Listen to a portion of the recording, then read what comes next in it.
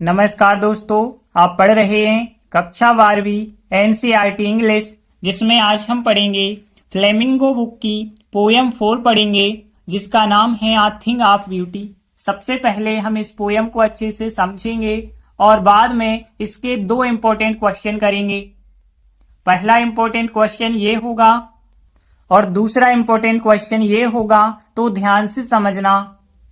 तो देखिए, पोयम का नाम क्या है? आ थिंग ऑफ ब्यूटी। ब्यूटी का मतलब सुंदरता और थिंग यानी वस्तु, तो सुंदरता की वस्तु। और इसके पोएट कौन है? जॉन कीट्स इसके पोएट हैं। अब ये कवि हमें क्या बताते हैं, हम देख लेते हैं। तो देखिए, शुरुआत में यहाँ पे कवि बताते हैं कि हमारे आसपास बहुत सारी सुंदर वस्तुएं होती हैं और ये सुंदर वस्तुएं आनंद का स्रोत होती हैं। इनकी सुंदरता कभी मंद नहीं पड़ती है, यानी कभी कम नहीं होती है इनकी सुंदरता। और कभी बताते हैं कि इन सुंदर वस्तुओं के द्वारा हम अपनी नकारात्मकता को दूर कर सकते हैं और इन्हीं वस्तुओं के द्वारा हम अपनी जिंदगी को भी बदल सकते हैं। ये सुंदर वस्तुएं जो होती हैं हमें दुख को भुलाने में हेल्प करती हैं। और कवि बताते हैं कि कौन कौन सी सुंदर वस्तुएं हैं। सूर्य, चंद्रमा, पेड़, फूल, नदियां, हरियाली और जो पराक्रमी पुरुष हुए हैं, शक्तिशाली पुरुष हुए हैं, उनकी कहानियां, ये सब सुंदर वस्तुओं के उदाहरण बताए हैं कवि ने। कवि हमें बताते हैं कि हमारी लाइफ में मुसीबत भी होते हैं, कष्ट भी होते हैं, लेकिन उनके बावजूद भी हम अपनी जिंदगी से प्यार करते रहते हैं। वो इन सुंदर वस्तुओं के कारण करते रहते हैं, क्योंकि ये सुंदर वस्तुएं जो होती हैं हमें इतनी शक्ति देती हैं। इन्हीं से हमें मुसीबत, कष्ट को सहन करने की क्षमता मिलती है और जो है इन्हीं के द्वारा हम इन पे काबू पा सकते हैं और अपनी लाइफ को आगे बढ़ाते हैं। कवि कहता है कि ये सुंदर वस्तुएं जो हैं पृथ्वी का एक अंतहीन फव्वारे की तरह हैं, जो पृथ्वी के सुंदर सुंदर उपहार हमें देती हैं। इसके बाद आगे कवि हमें बताता है कि जो शक्तिशाली पराक्रमी लोग हुए हैं, भले ही वो मृत हो गए हैं, लेकिन उनका वैभव आज भी मौजूद है। उनके नेक कार्य और उनके कल्याण वाले जो कार्य हैं, जो उनने अपने राष्ट्र के लिए किए हैं, जो उनका निस्वार्थ बलिदान है, वो आज भी हमें प्रेरित करता है। इन महान शक्तिशाली लोगों की लाइफ में भी मुसीबत और कष्ट रहे होंगे, लेकिन इनने उन मुसीबत और कष्टों के बावजूद अपनी जिंदगी को आगे कैसे बढ़ाया, कैसे जो है इनने इतने ज्यादा फेमस हो गए, निस्वार्थ बलिदान दे दिया। ये सब हमें प्रेरित करता है कि हम भी अपनी लाइफ से कभी नहीं आ रहे, इस लाइफ को आगे बढ़ाते चलें। आगे कवि कहता है, दुख और दर्द का कारण बनाने वाली चीजें भी आपके पास आएंगी, जैसे निराशा भी कभी आपको होगी, उदासी भी होगी, अस्वस्थ भी होंगे आप, गलत तरीके भी होंगे आपके, जिस वजह से आपको दुख दर्द होगा। तो ये सब चीजें आएंगी, लेकिन इन सब को हटाएगा कौन? सुंदर वस्तुएं जो है इनको दूर कर देती हैं। और कवि आगे बताता है कि सुंदर वस्तुएं जो हैं स्वर्ग से एक अनंत प्रवाह की तरफ बहती जा रही हैं। ये हमारे लिए एक बहुमूल्य उपहार की तरह हैं। इस प्रकार कवि हमें बताता है कि ये सुंदर वस्तुएं हमें ऊर्जा देती हैं, हमें खुशी देती हैं, तो हमें अपनी जिंदगी में कभी हार नहीं मानना चाहिए। तो इस प्रकार से इस पोयम में बताया गया है। आगे हम क्वेश्चन आंसर पे चलते हैं। देखिए, पहला question, list the things. List यानी सूची बनाना, द थिंग्स यानी उन चीजों की, ऑफ ब्यूटी यानी सुंदरता वाली चीजों की सूची बनाना है, जो कि मेंशन करना यानी उल्लेख करना। तो उल्लेखित इन द पोयम यानी कविता में, तो पोयम में कुछ सुंदर सुंदर चीजों का उल्लेख किया गया है, उनकी हमें सूची बनाना है। तो देखिए, क्वेश्चन क्या है कि कविता में उल्लेखित सुंदरता की जो वस्तुएं बताई गई हैं उनकी सूची बनाना है। तो देखिए, हमने आपको इस चैप्टर में पहले से ही बता दिया है कि बहुत सारी चीजें हैं, जैसे सूर्य हो गया, चंद्रमा हो गया, और जो पेड़ हो गए, फूल हो गई, नदियां हो गई, और जंगल हो गए, और हरियाली हो गई, और जो है पराक्रमी या फिर शक्तिशाली पुरुषों की कहानियां हो गई। ये सब सुंदर चीजें हैं। ये क्या करती हैं? हमें दुख को भूलने में मदद करती हैं। तो देखिए, आंसर बताया गया, कवि के अनुसार सुंदरता की कई ऐसी वस्तुएं हैं जो हमारे दुखों को भूलने में हमारी सहायता करती हैं। कौन कौन सी वो चीजें हैं? देखिए, सूर्य, चंद्रमा, बूढ़े और युवा पेड़, ऐसे पेड़ जो साधारण भेड़ों के लिए छाया प्रदान करते हैं, उन पेड़ों की बात हुई है।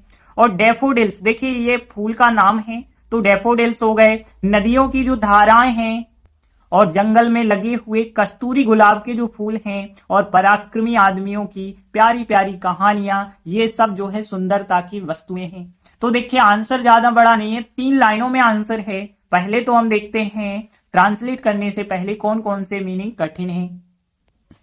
तो देखिए कवि के अनुसार यानी according to the poet, according to होता है के अनुसार, तो अकॉर्डिंग टू द पोएट यानी कवि के अनुसार। फिर आगे देखिए सुंदरता की कई ऐसी वस्तुएं हैं। देखिए यहां सुंदरता की वस्तुएं ये लिखा है द थिंग्स ऑफ ब्यूटी, तो द थिंग्स ऑफ ब्यूटी हो जाएगा, लेकिन बस कई और जुड़ा है यहाँ पे, तो मैनी और हो जाएगा। तो हम कह सकते हैं मैनी थिंग्स ऑफ ब्यूटी यानी सुंदरता की कई ऐसी वस्तुएं।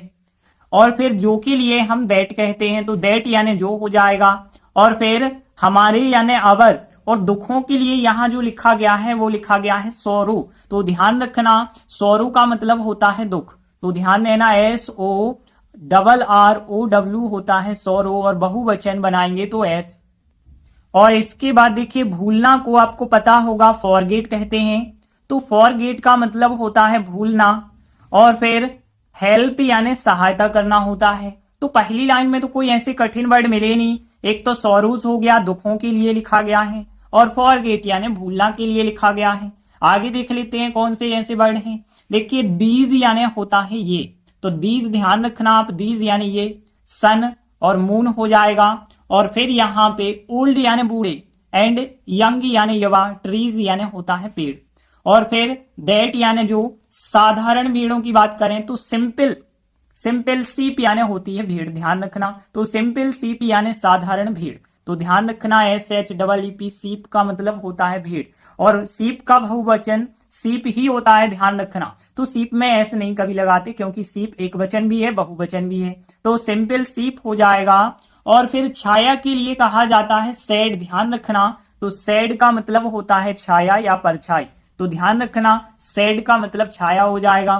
प्रदान करना जो होता है प्रोवाइड होता है, ध्यान रखना। तो प्रोवाइड का मतलब होता है प्रदान करना, तो एक तो प्रोवाइड हो गया प्रदान करना, शेड यानी छाया हो गई, और सीप यानी भीड़ हो जाएगा, जो कि आपको पहले से पता होगा। फिर आगे देखेंगे डैफोडिल्स, देखिए नाम है वही का वही लिखना होगा। रिवर्स यानी नदी की बात हो रही है तो रिवर्स लिखेंगे। और फिर क्लियर यानी स्पष्ट होता है, और स्ट्रीम्स यानी धाराएं होती हैं, ये तो आपको पता होगा। तो क्लियर स्ट्रीम्स यानी स्पष्ट धाराएं, तो ध्यान रखना स्ट्रीम्स का मतलब धाराएं होती हैं, तो स्ट्रीम्स यानी धाराएं हो जाएगा, ये ध्यान रखना स्ट्रीम्स यानी धाराएं। जंगल को फॉरेस्ट कहते हैं। और फिर कस्तूरी गुलाब, देखिए रोज यानी गुलाब होता है, ये आपको पता है, लेकिन कस्तूरी गुलाब यानी कस्तूर के जो है यहाँ फूल होते हैं, तो कस्तूरी के लिए यहाँ पे लिखा गया है मस्क, MUSK होता है, तो मस्क रोजेस यानी कि कस्तूरी गुलाब हो जाएगा, मस्क रोजेस हो गए, एवं के लिए एंड। और फिर आगे देखिए पराक्रमी या शक्तिशाली के लिए जो वर्ड होता है वो माइटी होता है। देखिए माइट तो मॉडल आपने पढ़ा होगा, माइट यानी सकना होता है पास्ट का, लेकिन माइटी का मतलब होता है पराक्रमी या शक्तिशाली। मैन का मतलब आदमी हो जाएंगे, बहुवचन MEN।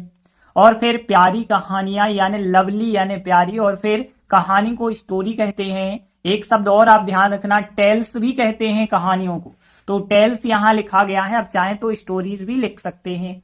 तो लवली टेल्स हो जाएगा, लवली टेल्स हो गया, और माइटी मैन हो गए, एंड मस्क रोजेस हो गए, फॉरेस्ट, क्लियर स्ट्रीम्स हो गया, रिवर्स हो गया, डेफोडिल्स इंग्लिश वर्ड है, यहाँ सन हो गया, मून हो गया, ओल्ड एंड यंग ट्रीज हो गए, और सिंपल सीप, शेड यानी छाया, प्रोवाइड प्रदान करना, हेल्प सहायता करना, और फॉरगेट यानी भूलना, सोरूज यानी दुख। बाकी सभी वर्ड सरल हैं अकॉर्डिंग टू द पोएट यानी कवि के अनुसार।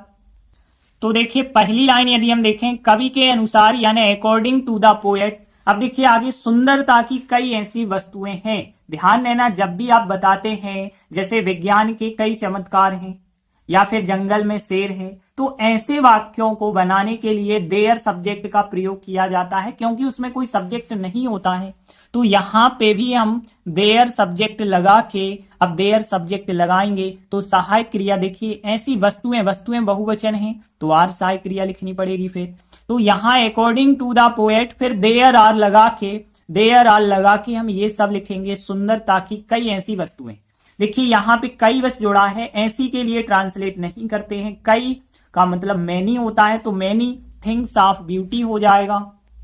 तो फिर कैसे बनाया, अकॉर्डिंग टू द पोएट, कवि के अनुसार, फिर देयर आर लिखा, फिर मेनी थिंग्स ऑफ ब्यूटी यानी सुंदरता की कई वस्तुएं हैं, फिर दैट का मतलब है जो, दैट मतलब जो, और फिर हेल्प यानी सहायता करती हैं, तो हेल्प यानी सहायता करती हैं हमारी। देखिए हमारी को वैसे तो अवर कहेंगे, लेकिन अवर कभी अकेला नहीं आता है, ऑब्जेक्ट फॉर्म में यदि आपको लिखना है तो अस लिखना पड़ेगा, तो हेल्प अस हमारी सहायता करती हैं। अब दूसरी क्रिया आ रही है तो टू लगा के, टू फॉरगेट यानी भूलने में, टू फॉरगेट यानी भूलने में, और अवर सोरूज यानी हमारे दुखों को, अवर सोरूज यानी हमारे दुखों को। देखिए यहां हमारे के बाद दुख लिखा है, इस वजह से अवर सोरूज, यदि दुख नहीं लिखा होता तो फिर हमारे के लिए ऐसे ही लिखना पड़ता। जैसे यहां पे क्रिया लिख गई हम हेल्प, लेकिन इसके बाद हमारी के साथ कोई शब्द नहीं लिखा, कोई नाउन नहीं लिखी, तो हमारी को ऑब्जेक्ट फॉर्म में आपको लिखना पड़ेगा अस।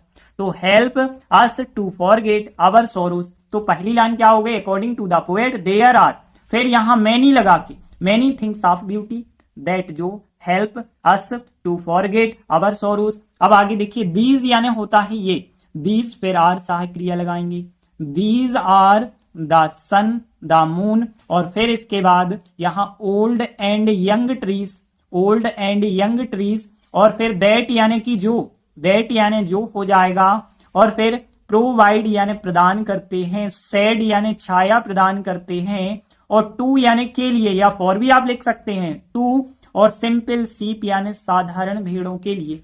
तो दीज आर ये हैं the sun the moon, old and young trees, that यानी जो प्रोवाइड प्रदान करते हैं, सेड छाया प्रदान करते हैं, टू के लिए, सिंपल सीप साधारण भेड़ों के लिए। और फिर आगे लिखते हैं कि डेफोडिल्स हो गया, डेफोडिल्स नदियों की स्पष्ट धाराएं। देखिए बीच में की शब्द आ गया ना, तो इस वजह से हमें लिखना पड़ेगा क्लियर स्ट्रीम्स ऑफ, और फिर रिवर्स लिखना पड़ेगा। ये जो है ऑफ बीच में आ रहा है ना, तो उल्टा करके लिखिए, यहाँ स्पष्ट धाराएं यानी क्लियर स्ट्रीम्स ऑफ, रिवर्स यानी नदियों की। देखिए बीच में की शब्द है, ऑफ लगाना पड़ेगा, ऑफ लगाएंगे तो उल्टा करके लिखेंगे क्लियर स्ट्रीम्स ऑफ रिवर्स। इस प्रकार से ये दूसरे नंबर पे हो जाएगा। आगे देखिए तीसरे नंबर पे हम लिखेंगे जंगल में कस्तूरी गुलाब यानी Musk roses in the forest लिख देंगे। तो मस्क रोजेस पहले लिखेंगे, फिर इन फॉरेस्ट लिख देंगे यानी जंगल में इन द फॉरेस्ट। तो यहाँ डेफोडिल्स हो गया, क्लियर स्ट्रीम्स हो गई ऑफ द रिवर्स यानी नदियों की, और मस्क रोजेस हो गए, और इन द फॉरेस्ट एंड, और पराक्रमी आदमियों की प्यारी प्यारी कहानियां। देखिए ये भी जब आप लिखेंगे ना तो इसको भी उल्टा करके लिखना पड़ेगा। पहले तो प्यारी कहानियां लिखेंगे यानी लवली टेल्स लिखेंगे, द लवली टेल्स, फिर ऑफ मतलब की लिखेंगे तो द लवली टेल्स ऑफ यानी कि, और माइटी मैन यानी कि पराक्रमी आदमियों की बात हो रही है, माइटी मैन। तो इस प्रकार से डेफोडिल्स हो गया, क्लियर स्ट्रीम्स ऑफ रिवर्स हो गई, मस्क रोजेस हो गई इन द फॉरेस्ट एंड, और द लवली टेल्स हो गई प्यारी प्यारी कहानियां of the mighty man. Mighty man का मतलब शक्तिशाली आदमी या पराक्रमी आदमी। एक बार पूरा आंसर रिपीट कर लेते हैं। अकॉर्डिंग टू द पोएट, कवि के अनुसार देयर आर, देयर आर यानी कि हैं, और फिर कई सुंदर वस्तुएं हैं, तो यहाँ पे मैनी थिंग्स ऑफ ब्यूटी हो जाएगा।